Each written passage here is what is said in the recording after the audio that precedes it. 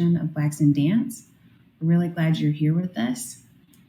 Before we get started, I'm just going to go through a couple of things and welcome you all to this platform called Whistle. We're joined also by the Whistle CEO and founder, Brooke Solis. So before we jump in, if you wouldn't mind, please just muting your audio so that we can make sure to focus the speakers. And this feature can be found in the bottom center of your video window to the left of the red button. Q&A will follow at the end of each speaker, and again, an open forum at the end of the conversation. So we encourage you to use the chat feature to submit your questions as we go. And the chat feature can be found in the bottom left corner, and it is the third icon from the end. Right next to that is also the hand raise feature, in case you want to use that as well. Finally, any resources that are shared or mentioned during the conversation, we'll be sure to share them with you all following the call.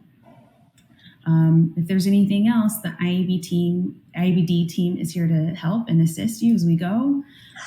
In order to send a private message, if you just hover over the video or the box that has an IABD team member's picture or name, there are 3 buttons in the upper right corner, and you'll be able to use those to send a private message. Without any further ado, I'll turn it over to Denise Saunders-Thompson, our president and CEO.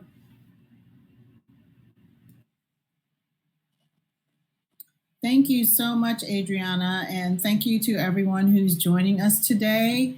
I am extremely excited to have this forum with you all and this conversation today that's really focused around our young people. And for the month of August, IABD has been focusing a lot of our conversations and topics of discussion on our youth, as you are our future.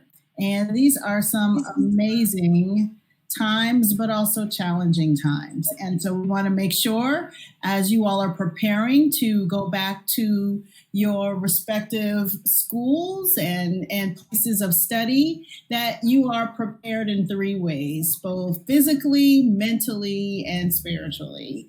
And today we're focusing on race and economics and how they impact our youth.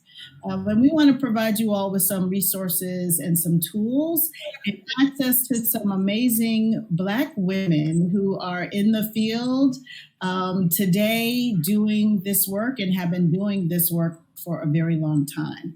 And I want to start immediately with recognizing and uplifting this platform that Adriana just mentioned.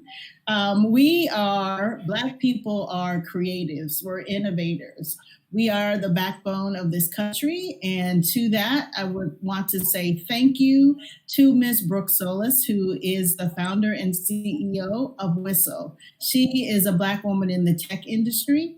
And as many of you all know, we are not well represented there. And to have a woman who is in that industry as well, providing this type of service, particularly in our field, and dance is just a first and will not be the last. But she is a trailblazer, paving the way for many, many others to come. And so Brooke has 2 daughters that dance, and during this time of COVID-19 and all of these other crises that are currently happening, one of her daughters was engaging in a dance class via Zoom, and that dance class was Zoom bombed. And it was a very harrowing incident for not only her daughter, but she as a mom. And she immediately went into action and wanted to do something about it. And thus we have Whistle. And so in response to, making sure that our young people have a safe place on this internet, this digital divide, to train and study, Brooke has developed this platform with a team of other folks to provide a service that has end-to-end encryption. So what that means is we can't be bombed, we can't have any interruptions. Whoever is in here because we invited them, and they can't have access in any other type of way. So to Brooke Solis, I want to say thank you. Thank you for creating this safe space for us as you continue to work out this platform, because currently it's in a beta testing format. We give you all praise, we uplift you, and we continue to say to you, move on, keep fighting, and we're here to support in all the ways that we can. So Brooke, thank you, thank you.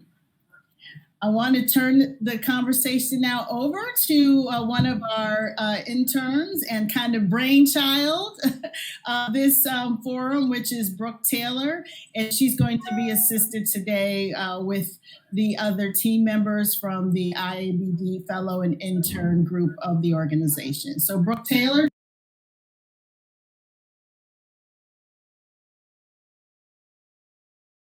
Time out your day to just really join us in such important conversation.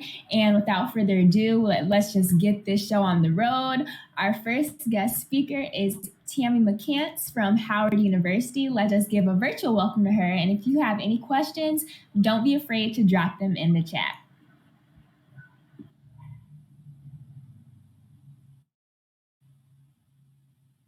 Good afternoon, everyone, and thank you so much for the opportunity to be a part of this very important conversation with this very important population. You guys will be running my PowerPoint from your end, correct? All right. So I will be discussing today the economic crisis. Again, my name is Tammy McCants. I serve as the Associate Director in the Office of Admission at Howard University. There are three things that I thought would be meaningful to our time together today. And those three things that are impacting the economic crisis in higher education are the number of students that are completing the FAFSA, the perception of cost versus value in higher education. And then I want to end on a positive note and talk about some strategies moving forward. I got this chart from one of the higher education publications, and I think it is so very, very important to talk about how many students of color are not completing the FAFSA this year. If you take a look at the chart and you look at the Latinx community, the Black community, and other minorities, you can see that our students and others of color are simply not completing this free application for federal student aid.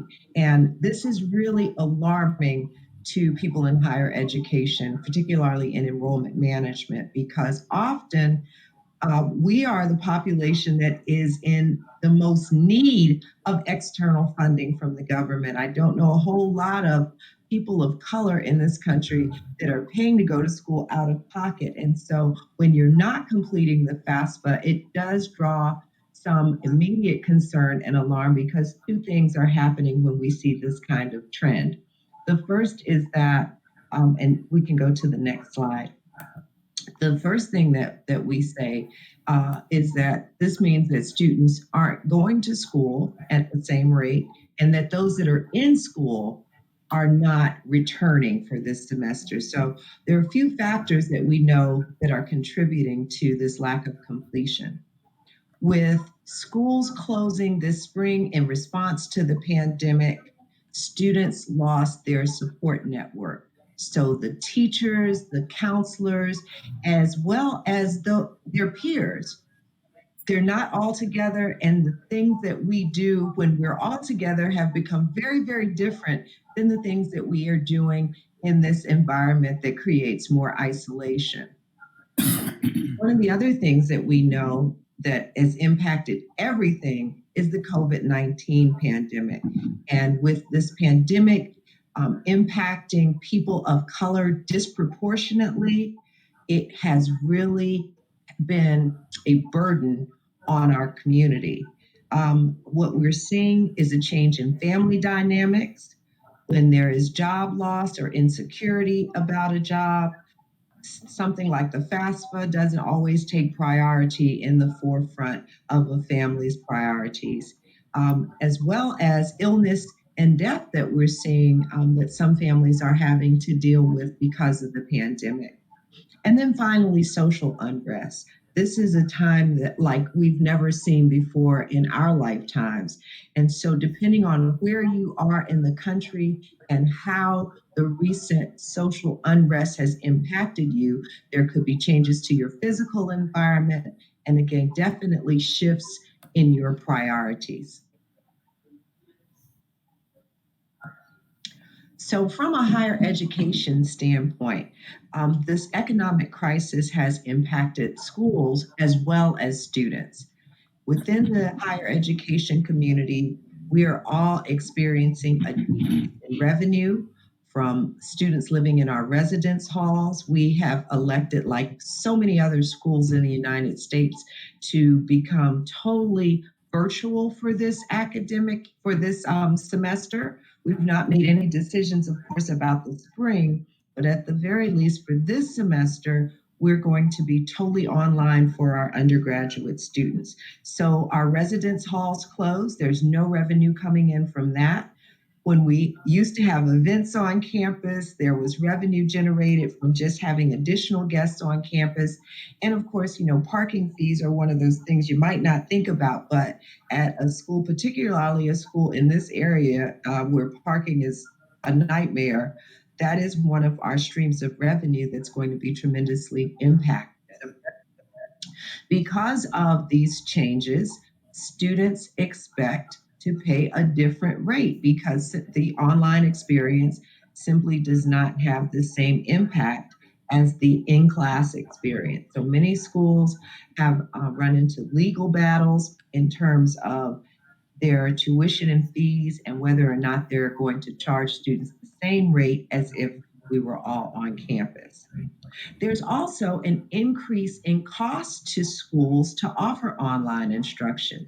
Many schools were not offering totally online formats before the pandemic, so we have to invest in infrastructure training, infrastructure changes, as well as training for those people who now have to work virtually. In response, a lot of schools are considering furloughs, layoffs, and pay cuts. On the student side, of course, we're seeing incredible financial impact on families with job loss, families dealing with illnesses, and simply with insecurities, not knowing how this pandemic is going to impact us in the coming months. This is also impacting scholarship offers, particularly when you look at schools that offer athletic scholarships or fine arts related scholarships. So all of those types of additional funding options are impacted right now. As I mentioned, we know that COVID-19 has had a disproportionate impact on Black and Latinx families.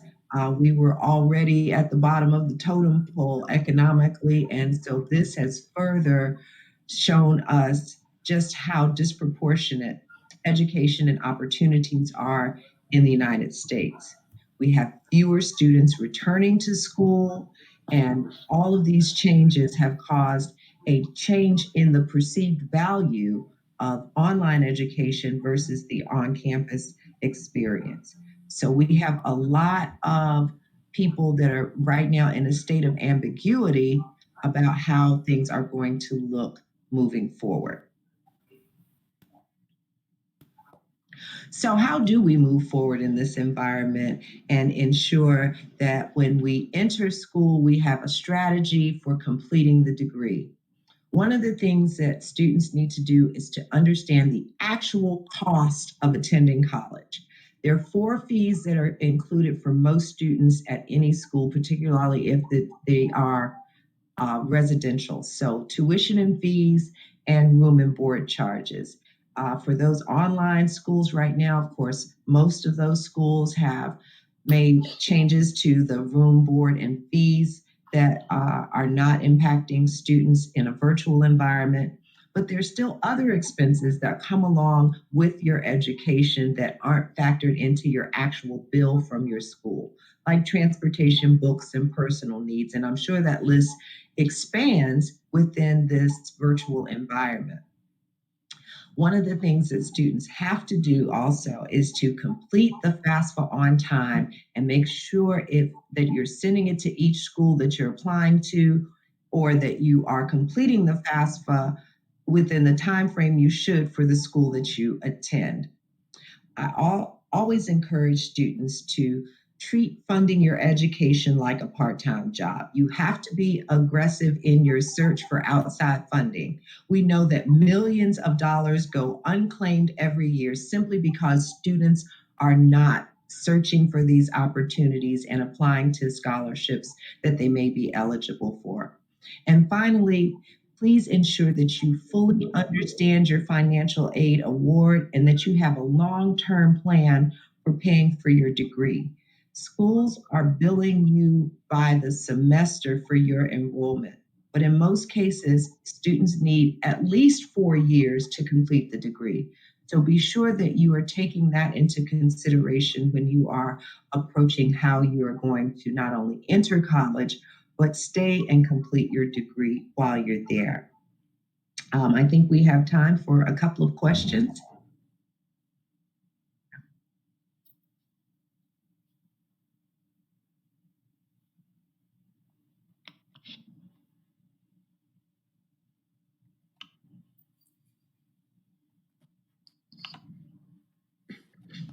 I have a question.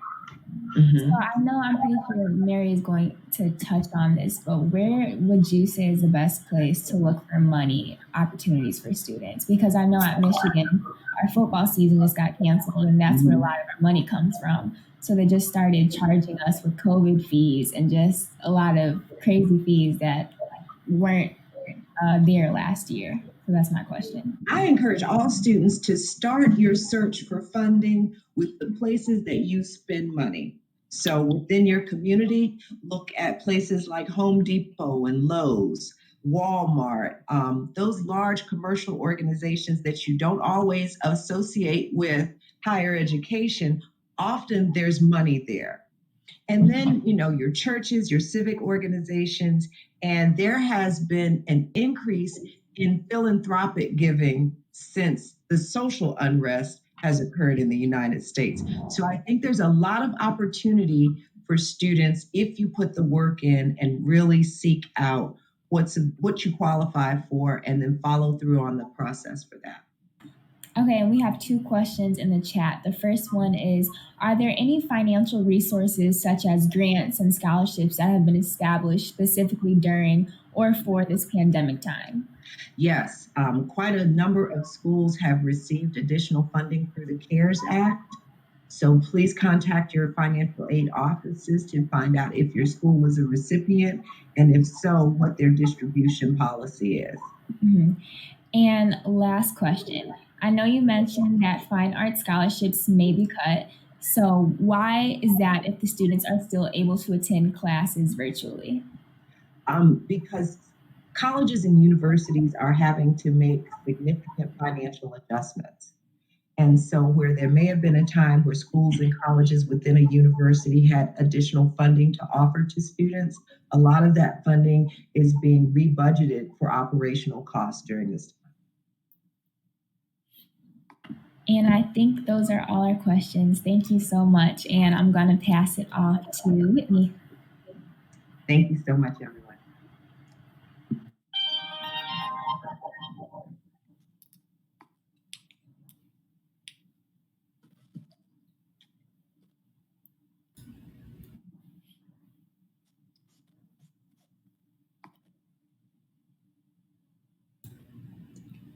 Whitney, Whitney, you're on mute.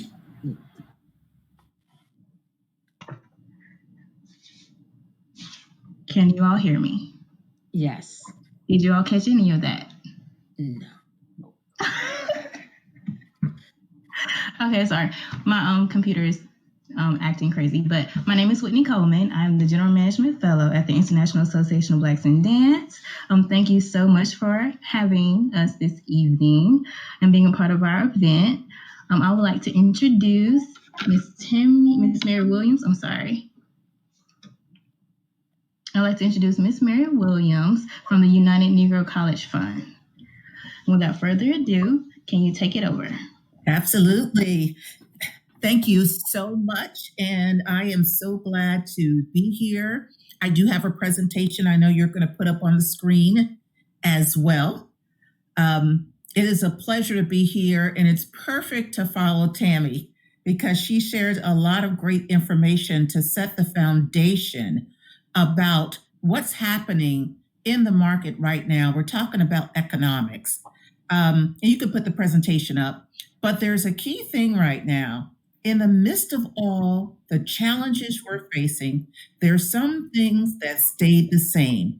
And I want to talk with you about that as they put up my PowerPoint on the screen. Great. You can go to the first slide. I want to begin, when we go to the first slide, by introducing you to UNCF, the United Negro College Fund. You may be aware of our motto, "A mind is a terrible thing to waste," and we've added, "but a wonderful thing to invest in." And I think the PowerPoint will be up shortly. So as it's coming up, the first slide is really going to give you an overview of UNCF. UNCF has been around for 76 years. 76 years. And our organization is second only to the federal government in providing scholarships to students of color with financial need. Now, I paused after that so you could take that in. Second only to the federal government in providing scholarships to students of color with financial need. At UNCF, we have nearly 400 scholarships and paid internships and fellowships that we offer throughout the year. Now, if you were to look at our site now, uncf.org/scholarships, you would see 11 opportunities that are listed. However, if you go another few weeks, there's more. So on a rolling basis, we add those opportunities. And we have supported over 10,000 students on an annual basis and awarded more than $100 million. If you go to the next slide, UNCF does have 37 member historically Black colleges and universities that we do support, and you can see those listed on the screen. But I did mention that we have nearly 400 scholarships and we've awarded over 10,000 students. So students who are attending UNCF member institutions receive scholarships, but also students attending other HBCUs and four-year colleges and universities are eligible for our opportunities. Next slide, please. I wanted to just share with you some of the research that's on our site about HBCUs. If you're a high school student and you're considering a college choice, you just heard from Tammy Zett-Howard. This is just some research from students, giving students perspective of HBCUs. And it can be found on uncf.org in our Frederick D. Patterson research component. And you can see the screen, but this is kind of the voice of students' perspectives on HBCUs, just to give you an idea of what students say about the opportunities that they experience on historically Black colleges and universities. Next slide, please. Now, the key thing I mentioned is that when you are applying for opportunities, because this is all about economics, and the key is to find funding to support your education, whether you are attending a HBCU or a four-year college or university. And so we're inviting you to consider UNCF for that. You heard earlier about the importance of FAFSA. I'm highlighting it here as well. because it opens October 1st of every year. These are things that you as individuals can do to help yourself take advantage of available funds. So you always want to apply for FAFSA, and you do that annually every year that you're in college. Next slide, please. And while FAFSA has grants and work study, they also have loans that they offer because, yes, you may have to take out loans, but the goal of this conversation is to guide you toward free money, scholarships as much as possible. You asked the question earlier, where can you find funds to support your education? And I listed a few places here on the screen. Of course, scholarship organizations like UNCF, foundations, actually sororities and fraternities in your community offer scholarships, community organizations, places of worship, credit unions, school districts, if you're a high school student, provide opportunities, and again, colleges and universities. And I mentioned foundations. I was on a webinar presenting last week, and a foundation was saying that there's a list, if you go online, of foundations in each community that may offer funding for support. So this is just a list for your consideration. Next slide, please. So there are a couple types of scholarships, merit-based and need-based, and at UNCF, we do offer both. Most of ours are need-based. Need-based does not mean you have to receive a Pell Grant. It means that you still have financial need once they look at your expected family contribution. Next slide, please.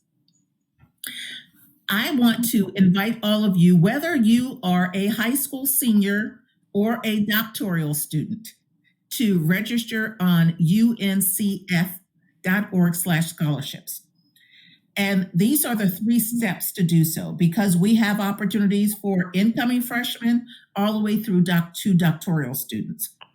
You go to uncf.org/scholarships, scroll down, click on apply for a scholarship, and then there's a place to log on and register. If you register on UNCF, we will push out scholarship information to you as it becomes available. And you can also check back on an ongoing basis. But again, once you register, when we have opportunities that's open, we share that with you through the email that you register with. Next slide, please.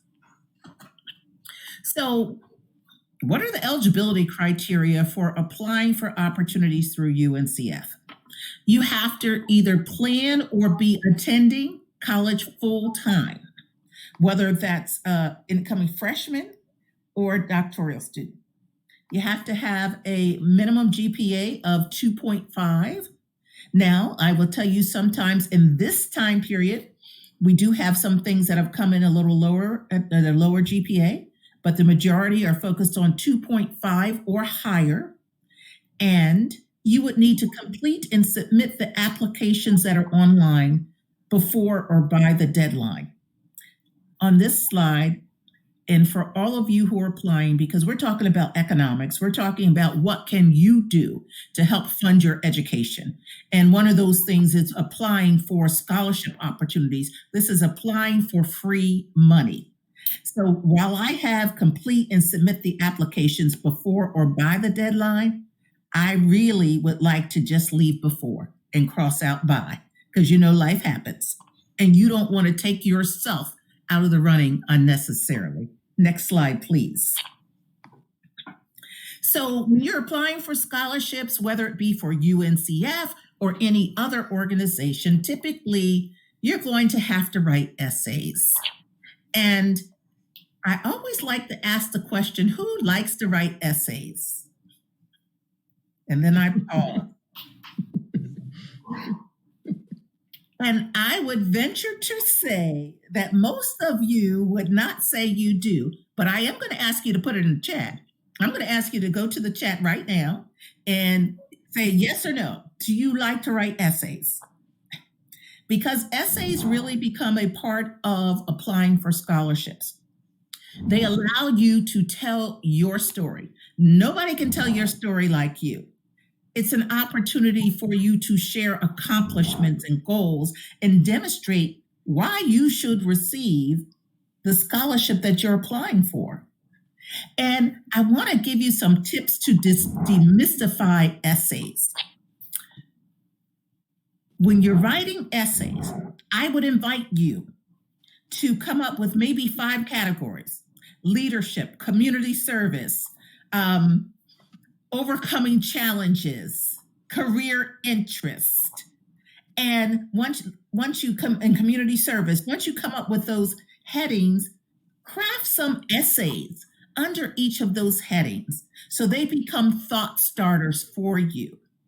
And so when you're applying for scholarships, you want to keep an online document with categories and just put the essays that you complete under each category.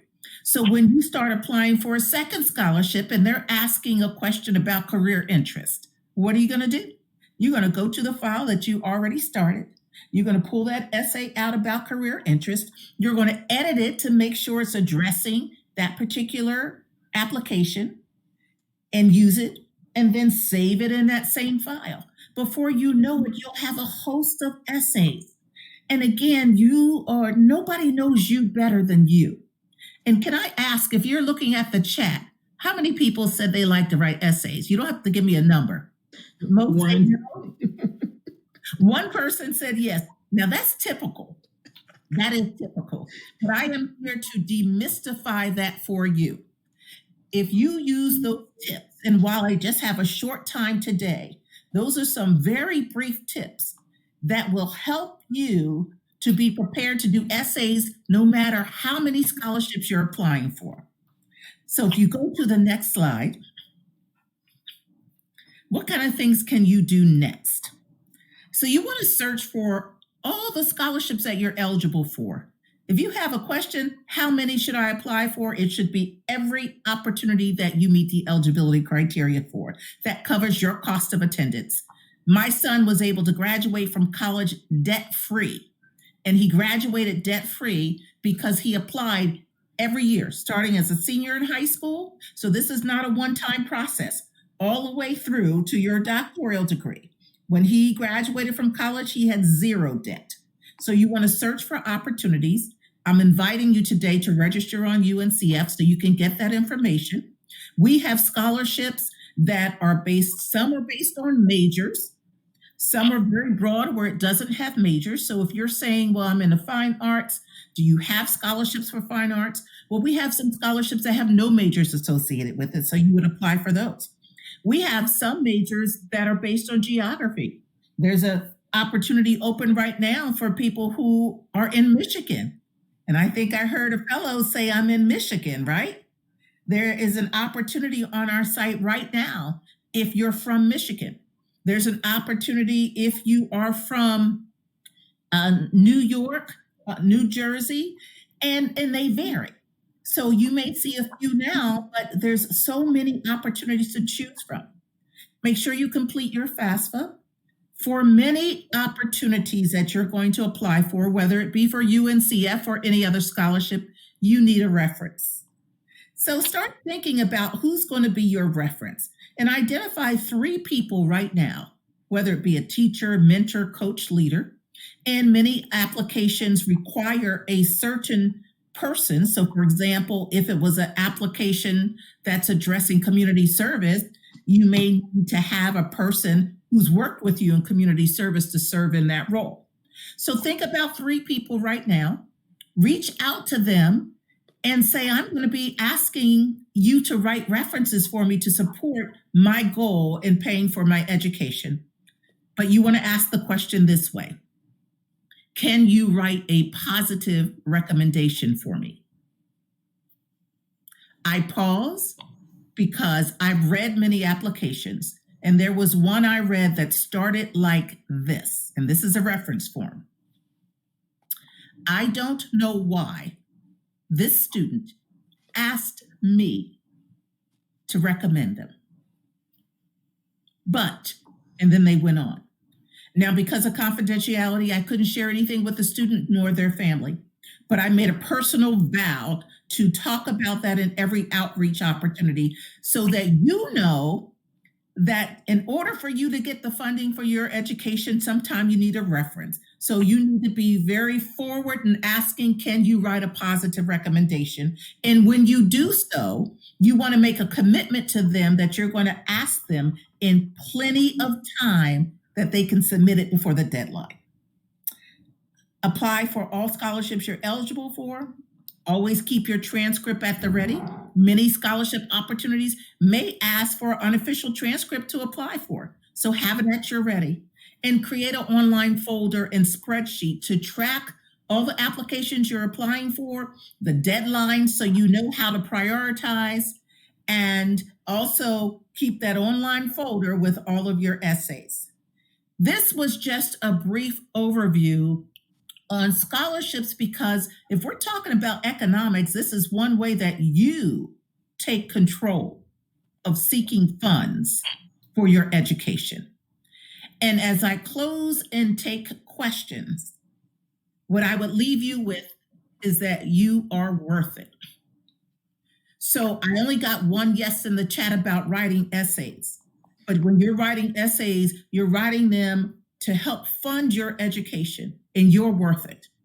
And when you take the tips I shared and demystify that process, if someone asks you the question again, I am sure many of you will say, yes, I like to write essays, because number one, that's dollars and cents. Number two, you're writing about yourself. No one knows you better than you. Number three, you already have the tips on how to poise yourself so that you are at the ready to modify essays for all the applications that you can apply for. And that should be as many as possible. So that's a brief overview. I invite you to register on uncf.org. This is all about economics. And even though this is a time of challenge, there's some things that stay the same. And what stays the same is that we can take advantage of the opportunity to seek funding for ourselves by applying for scholarship opportunities. So I am so glad to be here, and I am welcoming questions at this time. The last slide I just have up to reiterate how I started. Thank you so much. We have one question in the chat. It says, has the loan repayment rates changed knowing the pandemic has set most of us back and the economic recovery time may look different?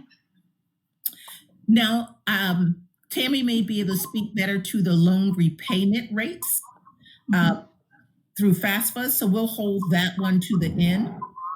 Okay. I will tell you that we have had on UNCF last year, we had a loan forgiveness program that was on our site for okay. who had graduated. So there are a host of opportunities. I have a question. As far as someone leaving high school, entering into college, what are some highlight words that you can use to doing a hard search, a hard scholarship search, like scholarships in dance or scholarships in, like, what are some words you can use? Search? Well, I provided you with some suggested places to search for opportunities, and you can look for scholarship in dance. You can look for things you're interested in. There are scholarship opportunities that are available based on your interest as well. So while you're interested in dance, you may have other interests. So don't just focus on one area. You want to have a broad perspective in seeking. So to answer your question directly, what do you put in? You want to go broad, maybe students that are going to college, first generation students. It may be students who are going to college in a certain state. You may want to focus on students who are interested in a particular field. Those are some of the key things that you may want to search for. I really encourage you to be broad in your search, not too narrow, because you may miss opportunities.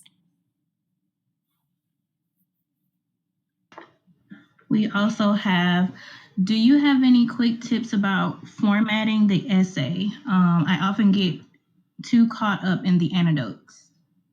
You know what? Thank you so much for that question, because here's the key thing. We call it essays, but you're really just answering the question. Oftentimes, it's not an opening paragraph, body, closing paragraph. So, for example, on some of our scholarships, it'll say, respond to this question in 250 words or less, or in 500 words or less. So, the key thing you want to think about when you're responding is, one, read the question. And you're probably looking at me saying, okay, that's just the basics. But I will tell you, one of the most common mistakes is that a person will read a question, and it's a 3-part question, and they answer, you could probably finish my statement. They answer 1 or 2 parts and not the entire one. So that's the first tip. Make sure you read the question so you're addressing all 3 parts. You're just answering the question. We call them essays, but it's not a format. And I am so glad you asked that question, because that's another way to demystify it for you.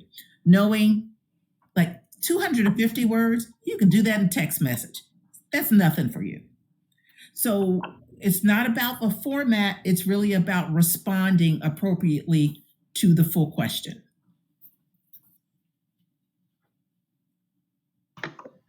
We have 2 more questions. For the fine arts scholarships, is it still essay based, or have you come across any video scholarships? I think many people are starting to add some video scholarships. There's still a lot of essay based as well. But I think you will find video scholarships as well, where you get to strut your stuff on video. But here's the key thing.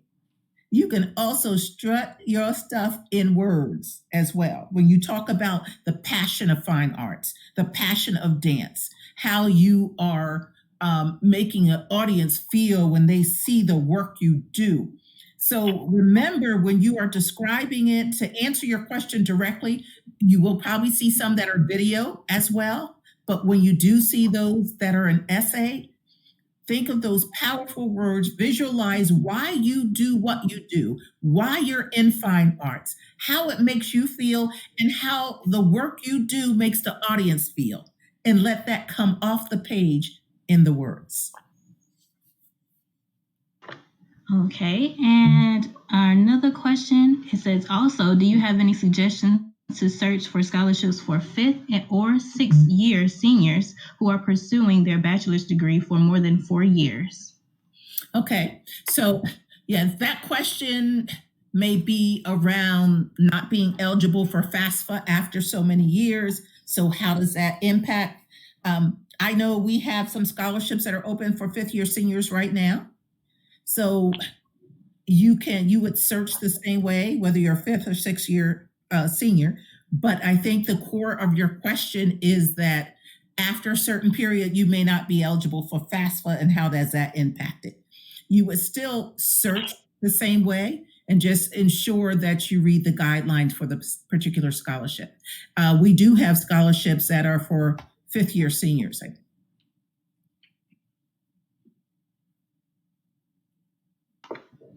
Well, thank you, Ms. Williams. You're That welcome. concludes our session with you. Right now, we want to go away. So I'm going to do a fake drum roll here. Do my sound. Pew, pew, pew, pew. Deanna Cruz, you have won our first giveaway. Can you come on the screen? Hello, Hi, how are you? I'm good. How are you? Thank you so much. No problem. All we ask of you, I will drop it in the chat, but we want to get your name and your address, your shipping address.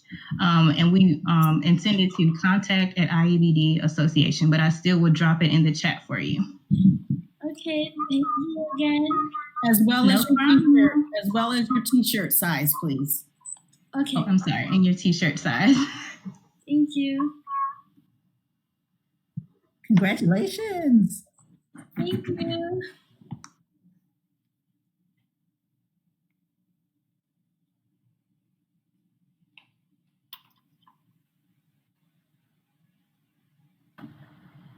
All right, I see Tiffany Ray Fisher is joining us. She's actually our next guest. So we're just going to give her just a second to get into our conversation on screen.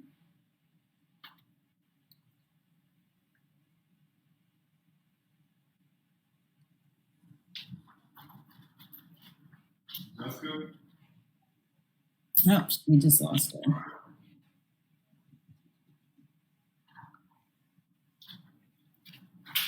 One more time.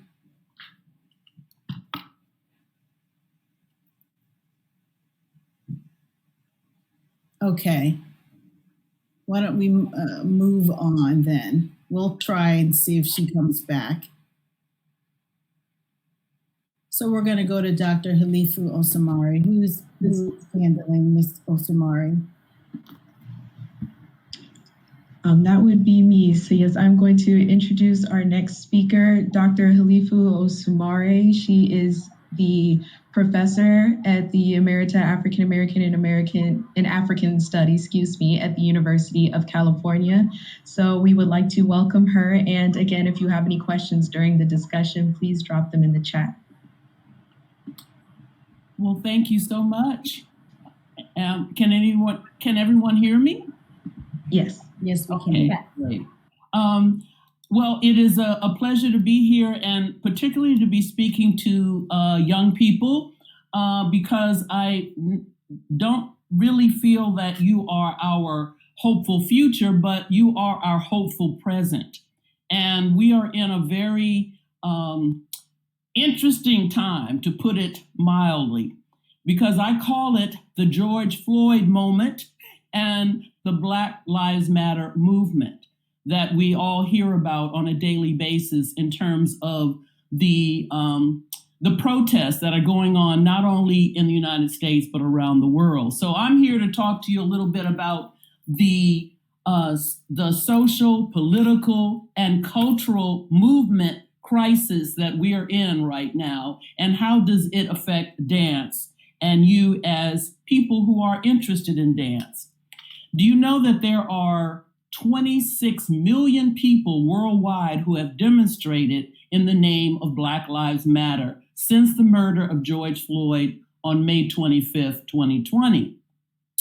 That's an important statistic to understand in terms of this global movement. You are living in the institutionalization moment of Black Lives Matter, just like the civil rights movement of the 1960s.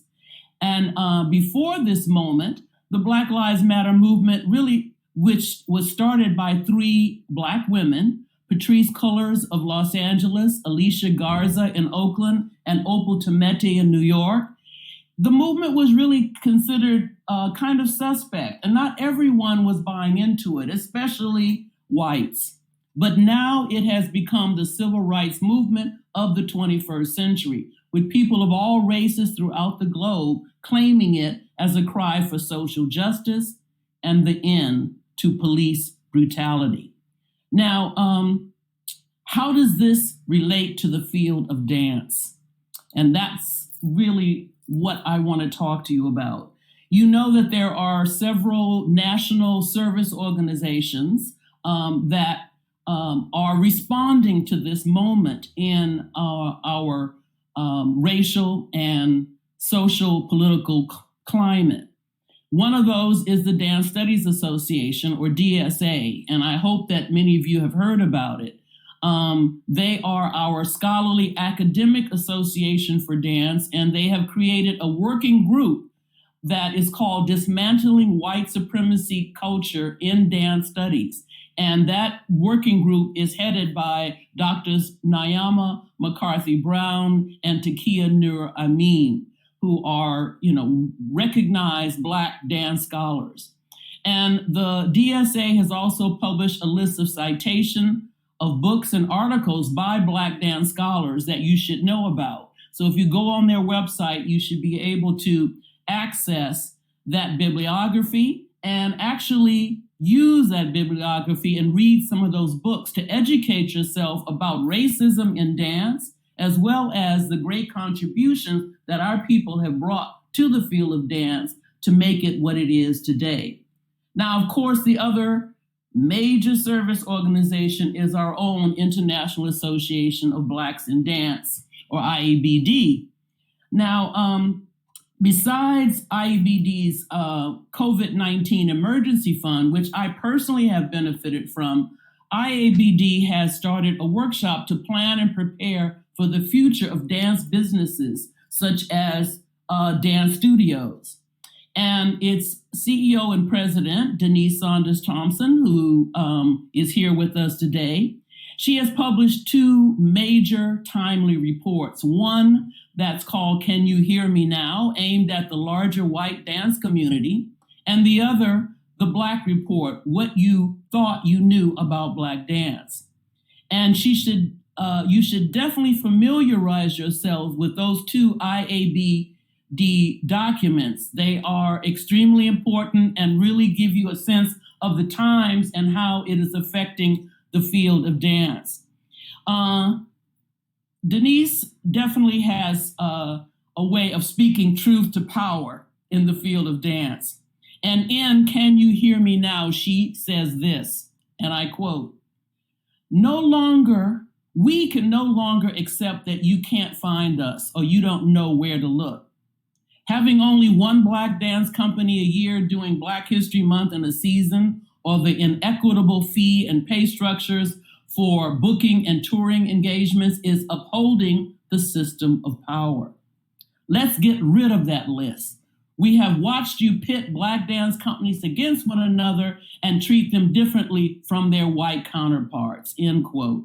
So, we are beginning to speak to our larger dance field, let them know how we have felt that we have been marginalized and treated, and we want that to stop. And we are moving forward towards having that conversation and helping to de-racialize the field of dance. Now, what are dancers doing in this time of social unrest? On Sunday, June 9th, there was a major street protest by dancers in Harlem called Dance for George. And I'd like to show that particular New York Times article that chronicled that, if you could put that up for me. It was organized by two young people, 27-year-old Sheen Jamal and 24-year-old Allison Bedell. They organized line dances and freestyle improv demonstration right at 125th Street and Malcolm X Boulevard in Harlem. Now, similar political motivated dance events have also occurred in other cities like Chicago and, of course, Minneapolis, where the George Floyd tragedy happened. It's important to know that dancers are galvanizing themselves and using dance and taking that to the streets. Okay, you can take that article out for me, please. It can be overstated that we are in a neo-fascist moment in the United States and the world. And the dance community, and particularly the Black dance community, is in a unique position to bring out these issues because in America, we want to always push our sordid history under the rug, but any good work of art won't allow that. It's important to also know that in the right hands, dance is embodied knowledge. My mentor, one of my main mentors in dance, the late Catherine Dunham, who passed in 2006, she embodied that understanding that dance is knowledge, physicalized through our bodies. And it's important for us to see our field in that kind of larger context, because we can reveal the truth of history, the truth of our current moment, of the two pandemics that we have going on right now. Obviously, the worldwide coronavirus that is revealing the longstanding economics and race disparities in the United States, but it's also showing who is mature and disciplined enough to change behavior to beat the virus. Now, in the second pandemic of historic systemic racism, we are particularly revealing in the police killings of unarmed Black people a system of state control. And historically, this kind of policing originated in the time of slavery to ensure punishment of runaway slaves. That's a historical point that you should really research and understand in terms of the development of our police departments here in the United States. Now, many dance companies and communities are using their art to tell this historic injustice. And I'd like to show you one powerful example of how dance is being used to raise consciousness while creating community around calling out police injustice. I'm going to have them show you a 6-minute dance piece that is by the Seattle-based Northwest Tap Connection. It's under the direction of Melba Eichel, and this piece was choreographed by Rainier Beach. Now, this community dance was performed and recorded in 2016, and I want you to see how relevant it is today. And I love the title of the dance. It's called hashtag Hell You Talking About. Let's check it out.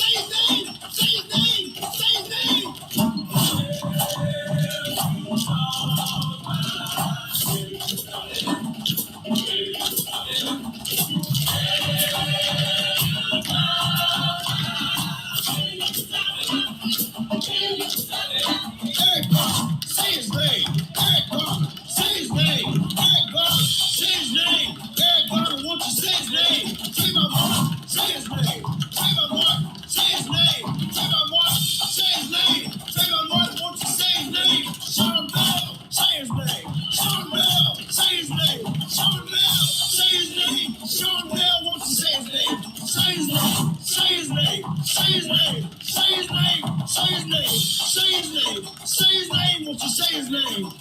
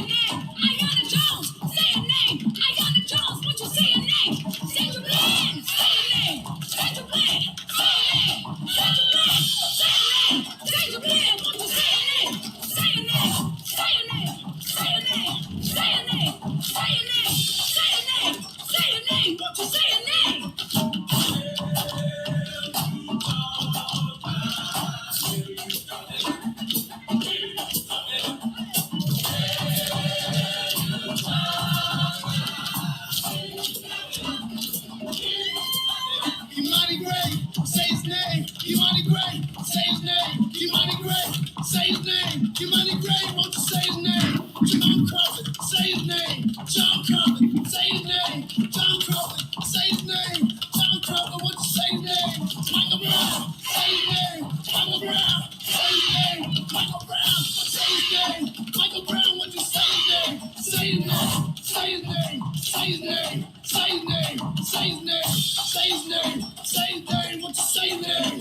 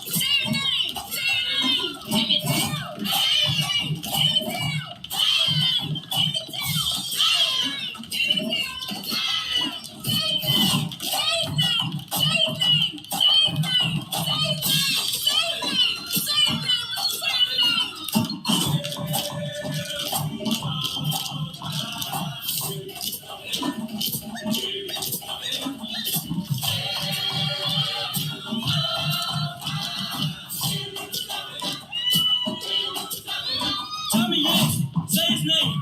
Tommy Yancey, say his name. Tommy Yancey, say his name. Tommy Yancey, say his name. Jordan Baker, say his name. Jordan Baker, say his name. Jordan Baker, say his name. Say his name, won't you say his name? I'ma do say his name. I'ma do the y'all say his name. I'ma do the y'all say his name. I'ma do the y'all say his name. Say his name. Say his name. Say his name. Say his name. Say his name. Say his name. Say his name. Won't you say his name?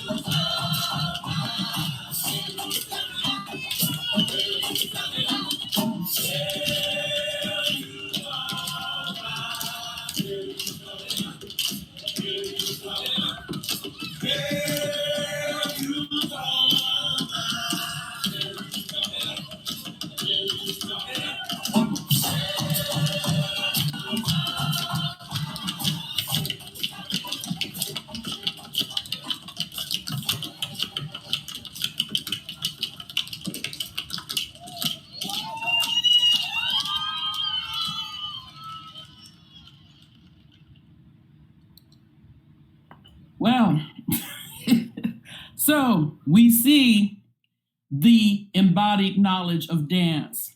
Did you notice that the community involvement of all generations, young and old? Notice how their dance performance created a unity of purpose and meaning for their collective lives as Black people.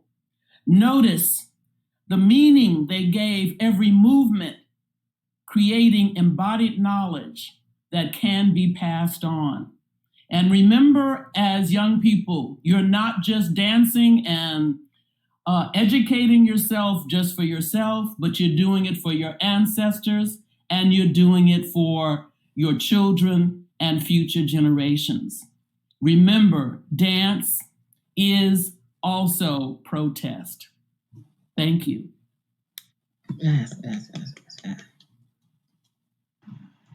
Thank you so much, Dr. Osumare. I actually have a question for you personally. I was wondering, in your own professional opinion, what do you think is the best way for young Black dancers and just young Black people in general to educate themselves more about these things that have arisen over the last couple of months, and not just now, but over the last couple of years with the injustices that we have faced as a people? What do you think is the best way to not only educate yourselves about these things, but how to go about creating change that will create a positive effect on your personal communities and on the country in general? Well, in our current times, we have a great research tool in the internet itself. when I was in undergraduate school, you had to go to the library and learn how to use the stacks. You still should do that, but you have such a great tool now to be able to put in the Google search anything that you want to and find all kinds of resources. But you do have to be discerning about those sources. Some things are more accurate than others, so it's important for you to use your common sense in deciding what you really want to get involved with and read. But by putting in any topic about history, about our protest movements as Black people into a search engine, you can find essays, books. Sometimes you can download a whole PDF and you have it instantaneously at your disposal. So I would say use the internet, be discerning. And in terms of getting involved with what's going on, start locally. You have to think globally, but you have to act locally. So make sure that you find out what's going on in your own community. There's always organizations, both in out of the church and also out of various social movement organizations in various communities throughout the country. So it's so easy to find out what's going on now. And so there's no excuse for you to say you don't know what to do or you didn't know that, because all you have to do is have the desire and it's available to you. Thank you so much. I just have one more question for you. In my own personal experience, when I'm discussing these matters with other people that may not completely understand, kind of like where I'm coming from and where Black Americans in general are coming from when it comes to these situations, what advice do you have for conducting these conversations? Like, how can we reach the people that don't really understand what's going on and why it is that we feel the way that we do? Well, I think that it's both a collective issue and an individual issue. I think on the individual level, it's important for you to do your own soul searching, and you to really be with yourself in terms of where you're coming from, and be honest with yourself. I believe in meditation. And I believe in going within and finding out more and more on a daily basis, especially in this time of the pandemic when we have to be socially distant and we need to be in our own homes and separated from people. It's a good time to really get to know yourself and figure out where you're coming from and what you need to educate yourself on. You need to also be discerning with the people that you do communicate with and the people that you're in chat rooms with and that you are in social media with. Because as you know, there's all kinds of issues going on with social media, and you need to make sure that you're talking with people who are positive, that have your best interest at heart, and that are interested in similar things and growth, personal growth and community growth as you are. So it's important, again, to be discriminating and discerning about what you do with your time, and also the people that you communicate with around these issues, so that you can find some positive way forward as opposed to becoming more and more confused. Does that help? It does a lot. Thank you so much. We actually do have one question in the chat here. What are local elections that we should pay attention to in our communities during this time? Like, what elections can we kind of focus on that could make some real change? Well, besides the obvious national issue and our new first Black woman VP nominee, so obviously we really want to focus on the national, but we can do a lot more on the local level. Again, you need to think nationally, globally, but act locally. And I would say, look at who is going to be running for school board, for example, in your area. What are their policies? What are their values? Or do they match what you'd like to see the educational system in your area become more inclusive and more sensitive to the issues that are going on today that I outlined? So you want to get people just even at the school board level of your local communities who are going to enhance yours and your peers' learning ability and the next generation that's going to come along into public schools. You want to make sure that your local mayor races that are going on also are reflective of where you're coming from, and get out there and vote. I cannot emphasize enough that it's important for those who are old enough. If you're 18 or older, there is no excuse not to vote right now in the upcoming election in November, because you need to vote like your life depended on it, because guess what? It does. Your life depends on who is going to be in charge of this nation, of your state, of your city, and your local community. Get involved, know who they are, and make sure that your peers know their values, and make sure that they match the people that you want to see in office. Right. Thank you so much. I think we just got one more question in the chat. What are some of your must-have books on Black dance? Well, there is really a great anthology called Writings by and About Katherine Dunham. It's called Kaiso, and that's spelled Kiso.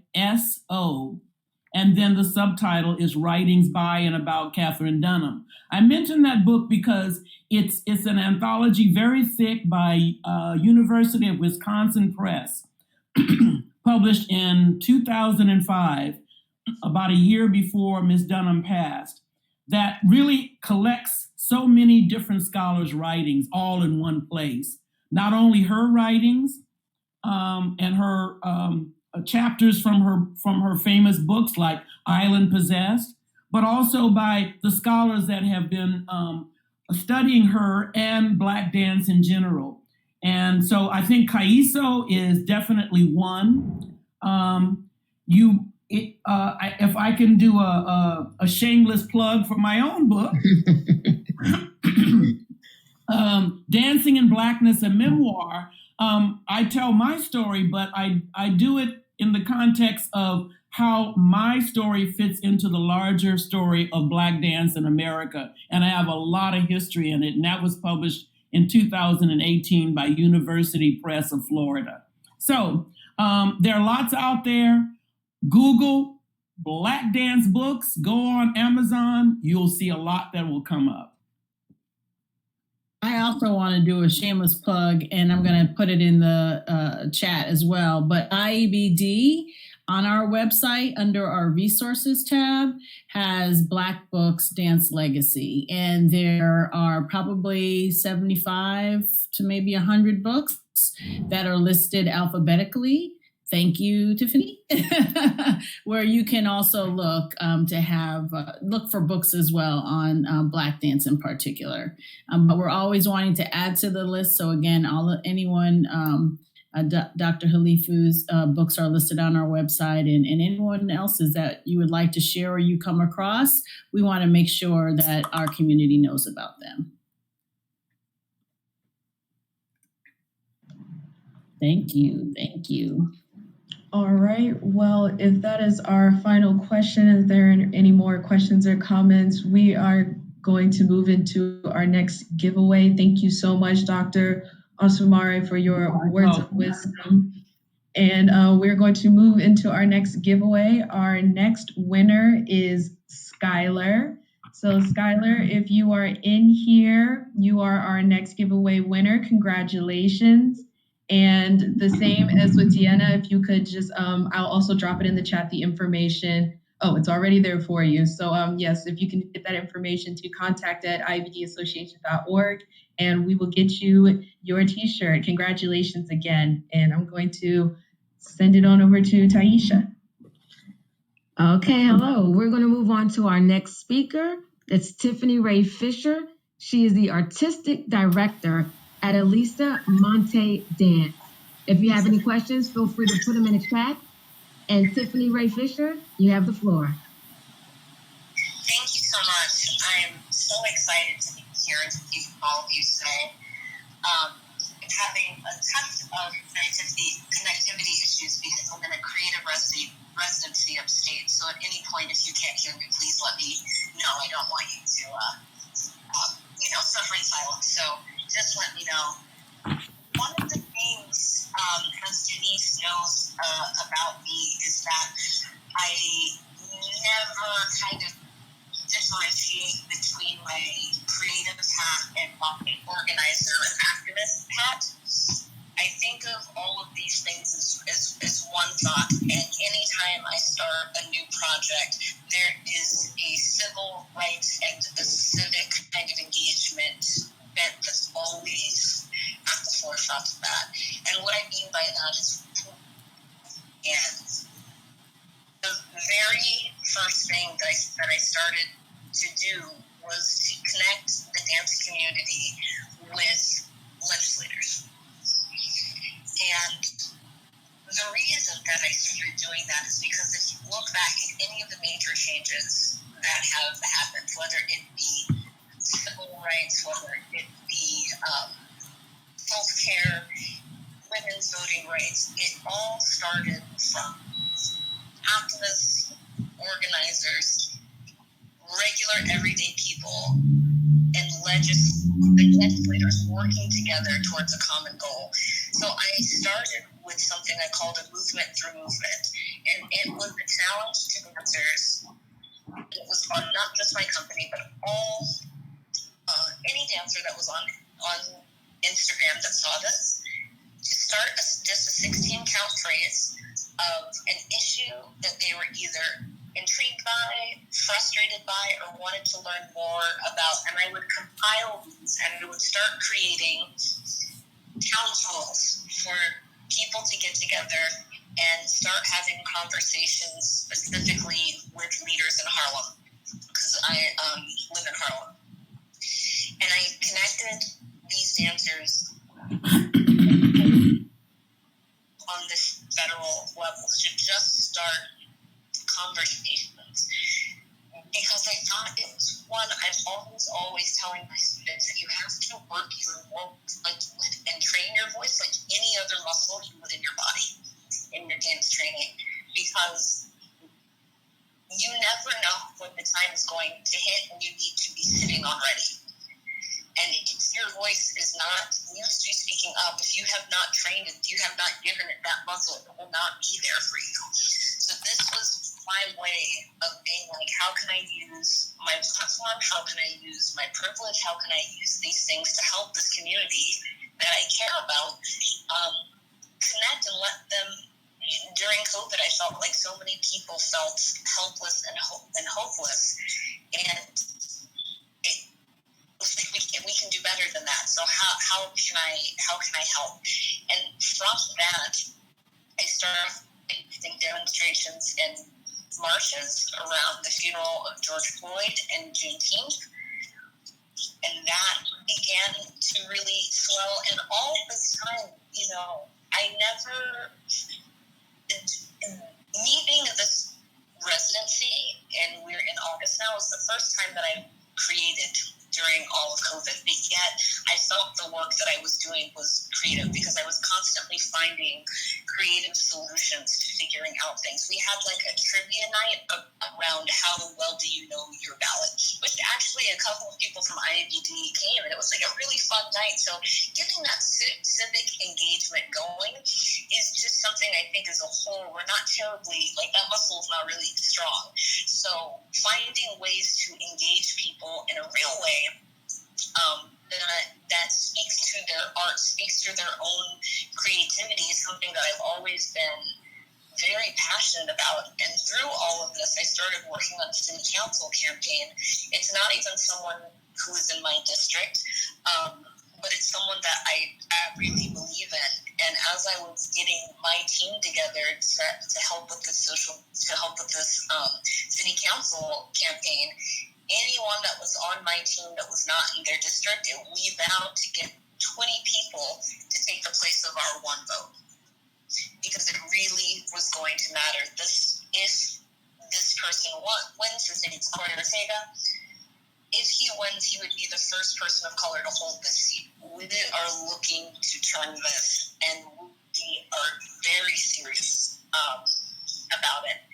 Outside of that, from this movement through movement, I thought about what else can I do? It was constantly I'm a very kind of buoyant and joyful spirit. And so anytime I start to lose hope, I start looking for the verbs. And like, what can you do, Tiffany? Where be active? Because being able to be active helps me, one, realize there's a way through this. But two, that level of engagement it really excites me.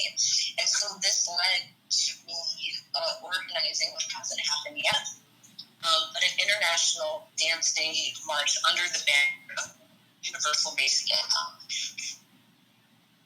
Talk about that march, organized. It's put me in really interesting, deep conversations with a lot of different politicians, because UBI is something that is it's gaining momentum and it's gaining steam. And I think that with these stimulus programs that have happened recently and stimulus checks, I think it's proven that it's possible. It's not that it's impossible. It's just, do we think it's worth it? And so, and the last thing that I will kind of say about what I've been doing is I'm here in upstate New York. It's a very homogenous society. I'm in Lake Placid, New York. This is one I've been coming to for many years. I've been coming to this place for 16 years. And I was here with my company doing a residency because Elisa Monte Dance I was chosen to be the creative director for the World University Games that were happening in Switzerland. And at the very end, there is a cultural exchange between the country that it's held in, the country three. The World University Games will be held in the United States, in Lake Placid. And so I was asked to choreograph that moment for my company to be representative of the United States in that, which was a huge honor. Literally, maybe 4 days ago, the city of Lucerne in Switzerland decided that they just do not feel comfortable pulling these games off during COVID. So I was asked to pivot very quickly, and the director of the Lake Placid Center for the Arts asked me a very simple question, and he said, "Is there an opportunity here?" And I knee-jerk said yes, but I told him I don't know what it is yet. And so I was thinking about this community, and I was thinking about my relationship with this community, and that I would like to do something about and for the Adirondack community. As I was doing this digging, I found more and more information about John Brown, who was a major abolitionist, and this freed slave settlement, Timbuktu. It is literally, I put in my car to go visit this place. It's 7 minutes away from where our residency is. I've passed it numerous times. No one has ever told me about this. No one has ever mentioned it.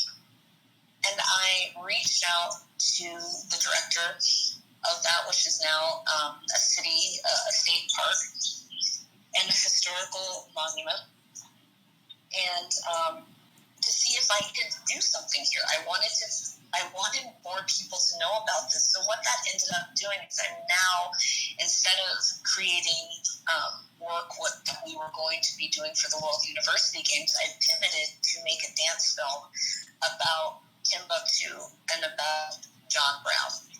And one of the things that I found interesting about Timbuktu, and it's not spelled like Timbuktu in Mali, it's Bucntoo. So if you're going to look that up, there is an exhibit there's a traveling exhibit, but there is also a permanent exhibit here titled Dreaming of Timbuktu that is absolutely stunning and truly, truly incredible if you have a chance to look that up. But I wanted to, when you look up Timbuktu and they talk about it, they basically talk about it like a failed experiment for a couple of reasons. One, this whole settlement, this idea was around voting, because at that time, they had just lifted the restriction of $250 worth of land for white men to vote, but that restriction still was on Black men. And so there was the biggest kind of real estate tycoon in New York at the time, created 3,000 40-acre lots and invited 3,000 families to come and have their 40 acres so that they could vote. And that idea, to me, there's lots of conversations about reparations, and lots of conversations of where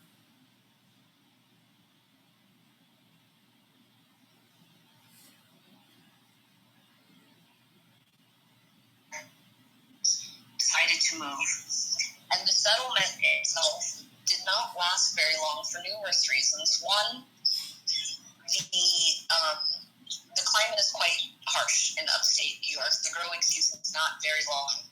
And you have people that were coming from cities that were basically domestic workers that were now having to learn farming, having to learn how to build shelter. There's also still extreme racism around where the settlement was. So it ultimately, families decided to go back to the city. But for the years that it was here, all of those families had the right, the Black families had the right to vote, which is an incredible, incredible feat. And one of the descendants from Timbuktu ended up being one of the founding members of the Baptist Church here in Lake Placid, New York, that is still here. I pass it every day, and the library that's right on Main Street, which is really, truly incredible. And so for me, with this dance film, I'm taking the premise of what if Timbuktu had worked the way that they had envisioned, the way to put the idea forth that it would have actually changed the world. And that it would have changed at least America. Because if this had worked, I feel very strongly that other people would have been able to take the risk, and that Black vote would have come into our history and started pushing things in a certain direction way earlier than it did.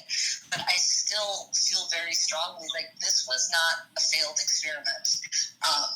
The fact that people were willing to, like John Brown was willing to put his life on the line because he felt, and as it is true, slavery was such a scourge. We're talking about the ultimate ally here, and the courage and strength of people that uplifted everything simply to vote. There's no other promise here. These were already freed people. This is not going from slavery to freedom. These were already freed people. They were willing to uproot and give everything over simply for the right to vote. And so I've been really struck with that, as I've been really trying to get the civic arm of my company, strong, and just letting people know that they're able to, with your voice and with your art, and that it shouldn't be a separate thought. It shouldn't be like, oh, now I have to put on this hat. That let's get to the point that it is so ingrained into you that it's just what you do. And so, before we open up to questions, I just want to say that I had been asked to participate in a virtual performance titled Dance the Vote, and there were probably 10 choreographers that were invited to present work in a digital format. And the end of my piece ended with the simple quote of "do it because your ancestors couldn't." And so that's how I would like to, in this portion of me talking, so I can get to your questions, is like, do it because your ancestors couldn't. We have freedoms, even in this time where we can definitely question the definition of freedoms. We have freedoms that they could not even imagine. So to not use that power, to not use your voice, is doing a disservice to everything that we've worked for. And so I would really encourage you to reach out and, like Dr. Khalifa was saying, Google. Everyone is lucky enough at this point to have a computer in your back pocket. So use the time, use the wisely to, again, strengthen that muscle, not to understand the issues, and again, start local. Don't worry about getting too. There's a lot of information, so it can get overwhelming quickly. But I would like to encourage you all to. Something is better than nothing. Even if there's a misstep, even if you're like, "Oh, I didn't know that," that's okay. Like, you will, like anything else, you'll learn by doing. But I think being able to, I as an individual am just really, really worried about this upcoming election as it relates to voter suppression.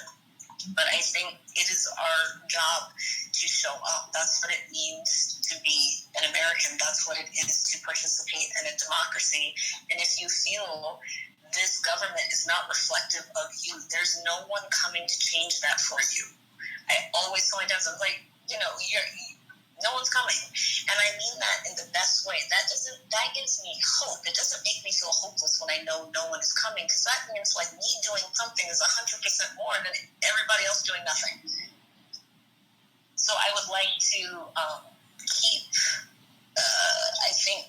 that idea at the forefront of your minds as we go into November, is that it's not every 4 years. It's little civic actions that make the difference for us to be able to create the world that we want to see, because it's only us that will do it.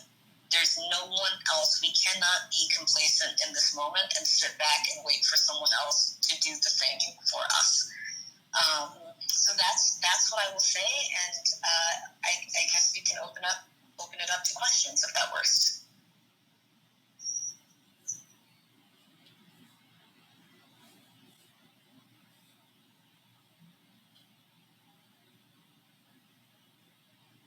Thank you, Tiffany.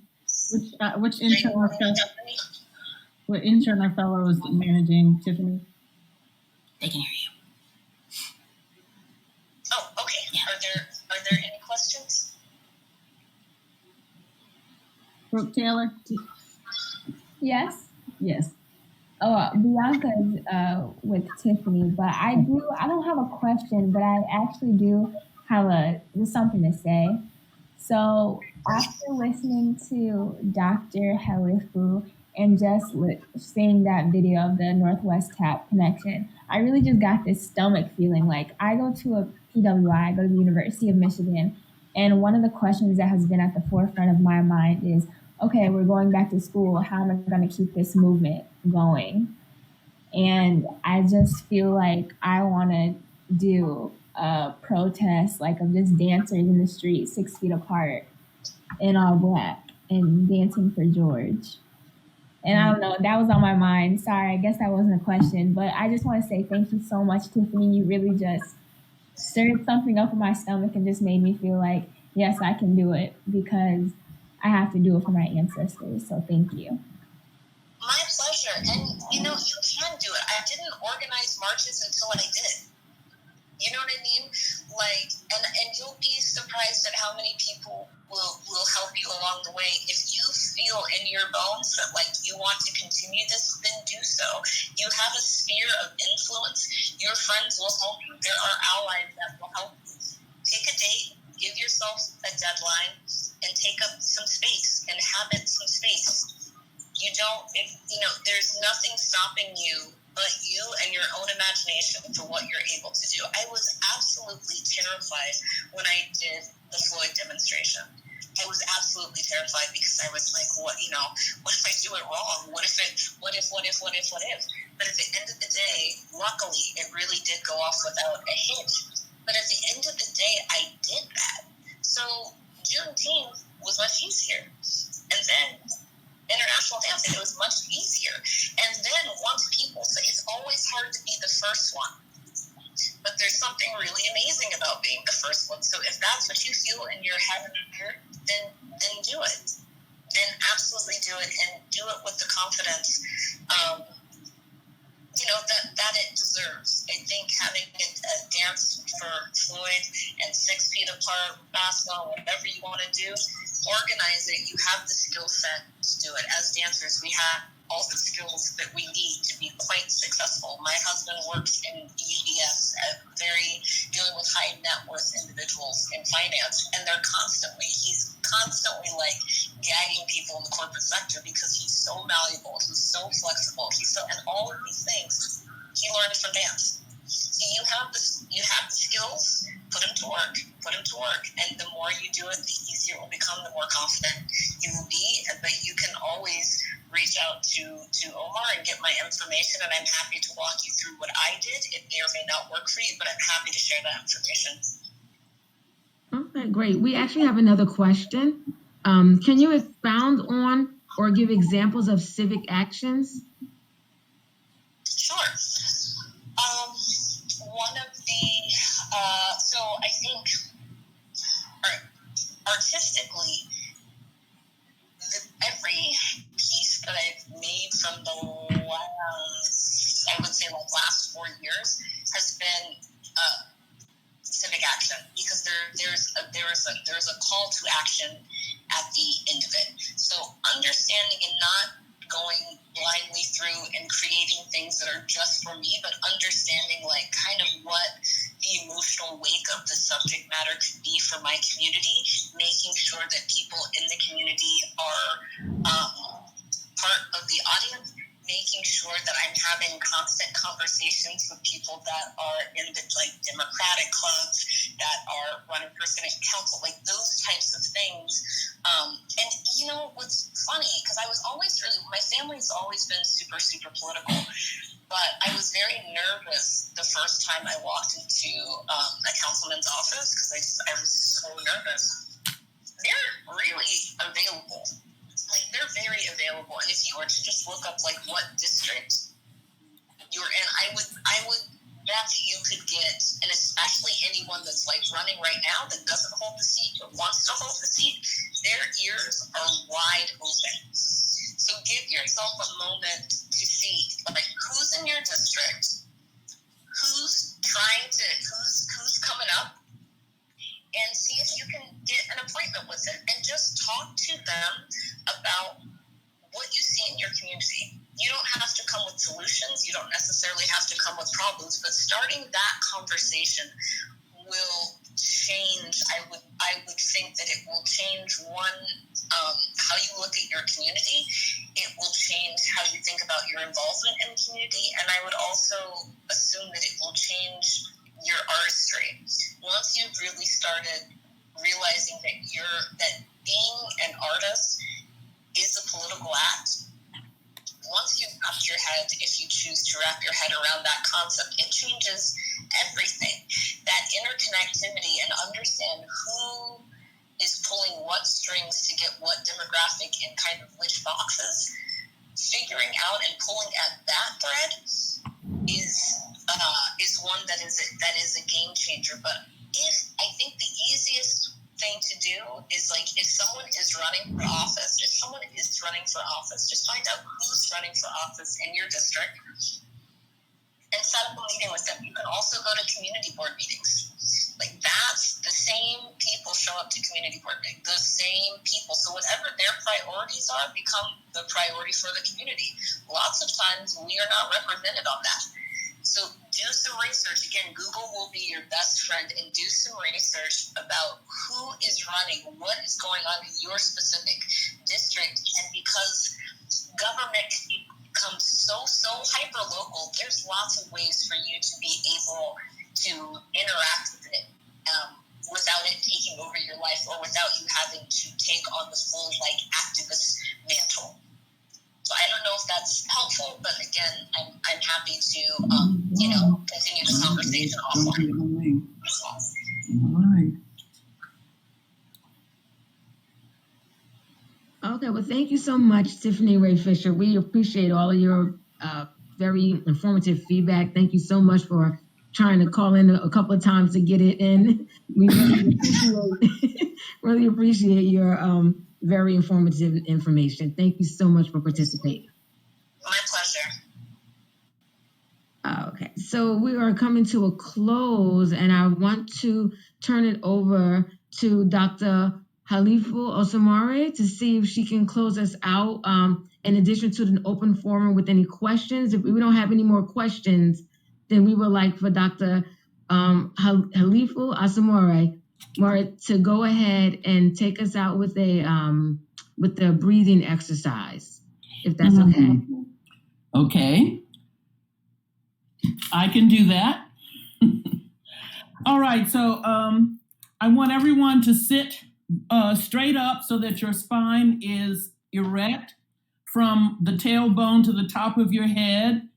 Do not lean back on the back of your chair if you're in a chair, but sit erect so that you can really feel the alignment of your spine. This is what Ms. Dunham has taught us to begin each class, because oftentimes when we come into a dance studio to begin class, we're really not there. We are maybe 30 minutes before we got there and something happened to us and our mind is still dealing with that, or we're thinking about what's going to come after the class, some commitment we have or whatever, but we're not present.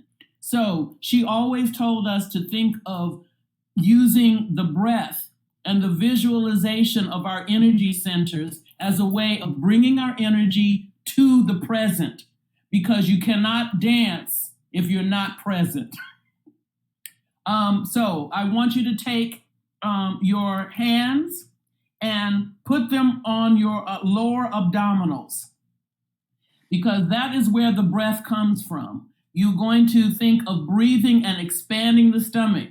In most dance classes, they tell you to suck your stomach in. Well, in beginning of Dunham technique, we're saying as you breathe, let the movement of your stomach expand out.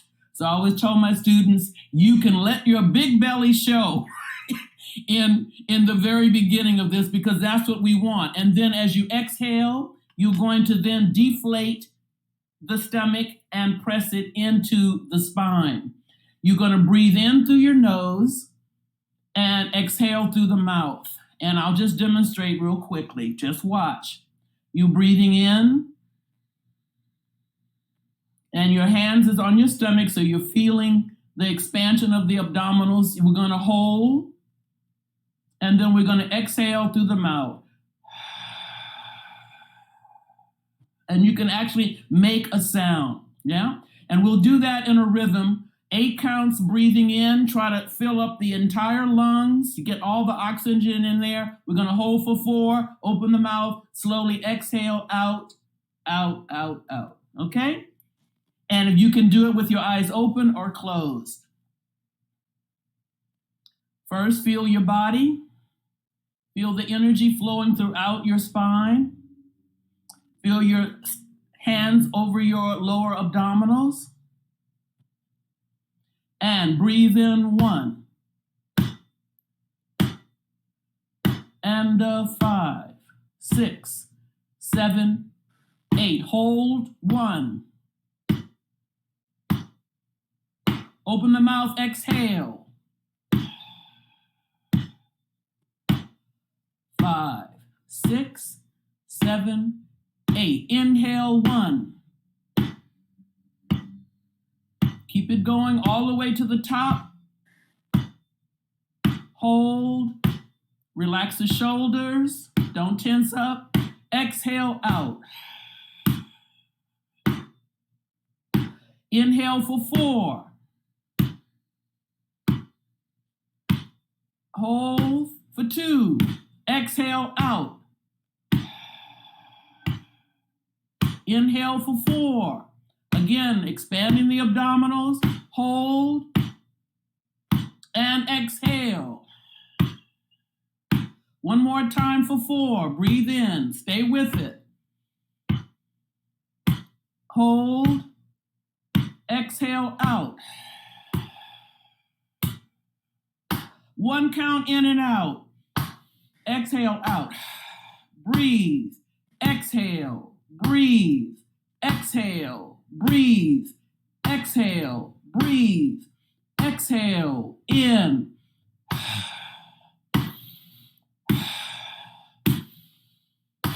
Now you're going to do a short pant with the emphasis on the exhalation. Listen and watch.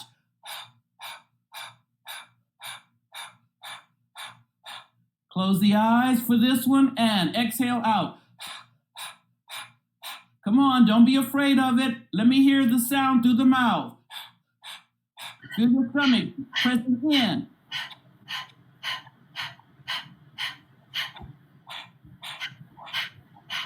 And return to your normal breath. Keep the eyes closed. Feel the body. Feel the energy of breath called pranayama from the controlled breathing.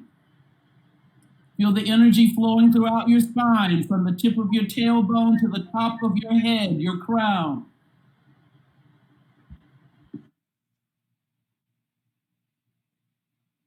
Slowly open the eyes. Okay, now we're going to just do the breath, and this is the last thing we'll do. We'll start with the hands where the hip and the legs meet, elbows out to the side, and we're going to breathe up to what we call high Dunham presentation. Watch. Breathe up. And then we're going to hold. Exhale down. And we're going to feel like we're pressing energy down into the spine. This is called Dunham first presentation. And everybody together, breathe up.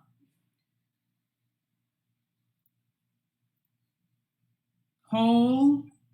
Exhale out. Press the energy down into the spine. And again, breathe up. Hold.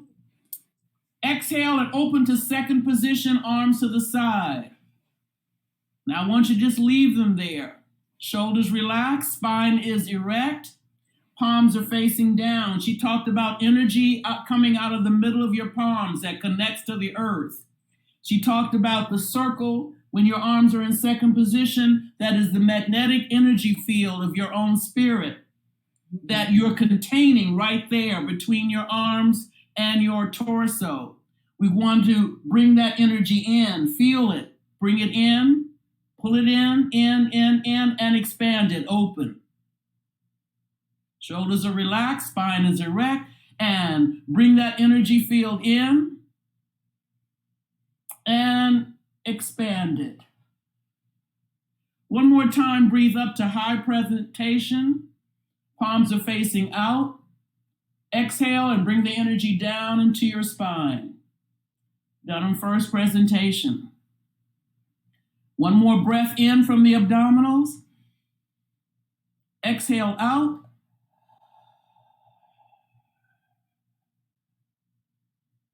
And that is the beginning Dunham breathing exercise with the Dunham Porter bra.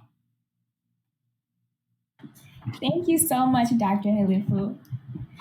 And now for our last portion of the event, I'm going to hand this off to Vanessa for our big prize in our giveaway, our last giveaway.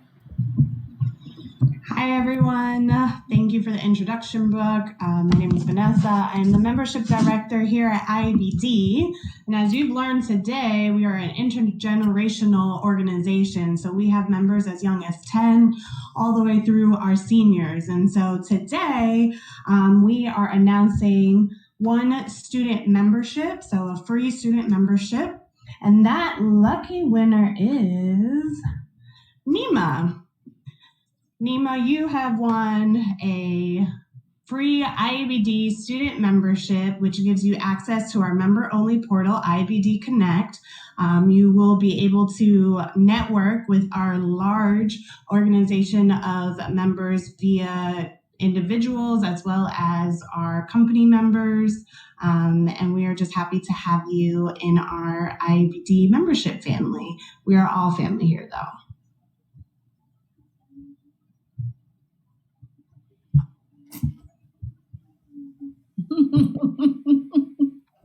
You won! I'm here. Congratulations. Thank you. I'm so, And we will put in the chat how to get in touch so that we could get you started with your membership. wow, thank you so much. Problem. Okay. I'm tickled. Heard my name. I couldn't believe it. Okay. Thank you so much. Welcome. Thank you for being here. Oh, you're quite welcome. All right, Brooke. Thanks, Vanessa. So thank you everyone for being here. And now I'm going to hand it off to Denise, our president and CEO of IABD. Thank you, Brooke. I love your energy. But yeah, thank you again. You know, we continue to say thank you, but we really do mean thank you from the bottom of our hearts. This has been a really great 2-day series talking to our young people about, you know, what's happening, what's on their minds. And we're hoping that we answered some of their questions and really provided some much needed information and resources as they return back to school. These are just incredible times. And so we here at IABD want you to know that this organization and the people that make up this organization are here for you. Please continue to reach out to us. If we can be of service, we are there for you at any time, however we can. We really, truly mean that. This is an intergenerational community. So if we don't know the answer, we have plenty of people within the IABD village where we can find the answer for you to help you and assist you. Be safe when you are out here in these streets. Please be safe, because I know I have a 13-year-old, so I know it's hard to be inside right now. It's hard. The socialization piece, it's hard. I know, but be safe. Be thoughtful about what you are doing, where you are, the people you are engaging with. We need you all. We need you all. We need you all. So that's so very important. We had a surprise guest who we had hoped would be with us today at the end of our 2-part series, which was Misty Copeland.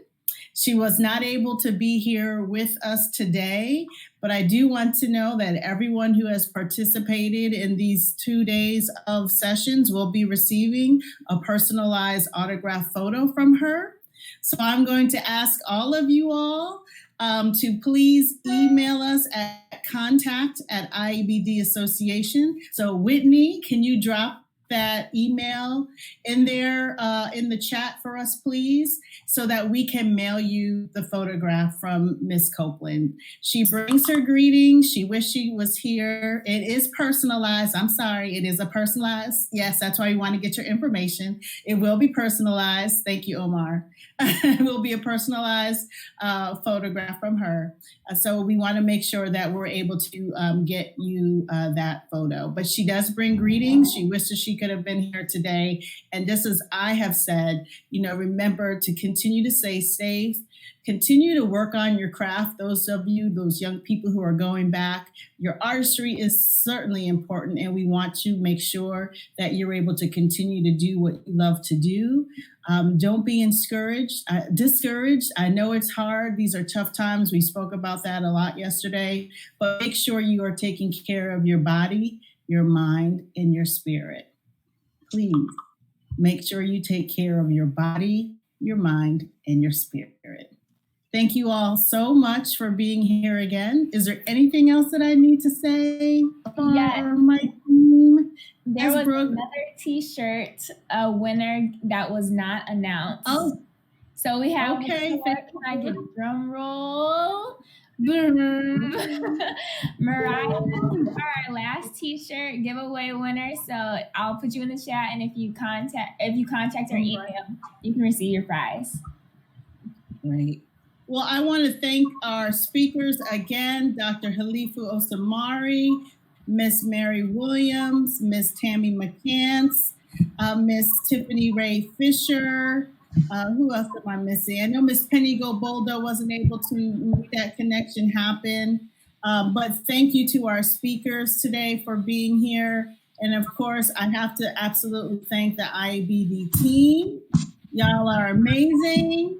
Continue to stay safe and in good health, everyone. Really, these are just extraordinary times, but we're going to make it through. We good people. We're strong people. We are a strong people. So this is nothing but a thing, but it is a thing. And we continue to take care of each other. All right, everyone. Thank you so much. Thank you to Billy Sanders. Thank you. We know you have been working overtime, but we're going to make sure we take care of you too for coming in and pitch hitting for us as an ASL interpreter. Thank you so much. Appreciate you. Yes. All right, everyone. Take care. Be well. Stay safe. Get my message.